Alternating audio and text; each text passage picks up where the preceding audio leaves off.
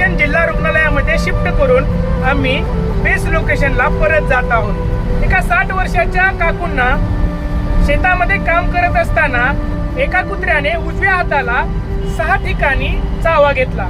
तेव्हा मी आणि आमचे पायलट विष्णू जानराव त्या काकूंना प्रथमोपचार करून आम्ही त्यांना घेऊन जिल्हा रुग्णालयामध्ये पोहोचलो। साहेब, कुत्र्यानं चावलेली जखम आपण पाण्याने धुतली, त्याला मलमपट्टी का केली? खूप चांगला प्रश्न विचारलात। कुत्र्याने चावलेली जखम आपण साध्या पाण्याने स्वच्छ धुतली। जवळजवळ 15 मिनिटं आम्ही ती जखम धुतली, पण त्याला आम्ही मलमपट्टी केली नाही, त्याला ड्रेसिंग केली नाही। तर असं का? लोकांना वाटतं कुत्रा चावला की लगेच मोठी पट्टी बांधावी किंवा मलम लावावं, पण तो सर्वात मोठा धोका आहे। कुत्र्याच्या लाळेमध्ये रेबीज नावाचा अत्यंत जीवघेणा व्हायरस असतो। हा व्हायरस मारण्याचा सर्वात सोपा आणि एकमेव उपाय म्हणजे वाहतं पाणी आणि साबण। कुत्रा चावल्यानंतर लगेच ती जखम नळाच्या वाहत्या पाण्याखाली धरून साबणाने कमीत कमी 15 मिनिटे स्वच्छ धुवावे लागते।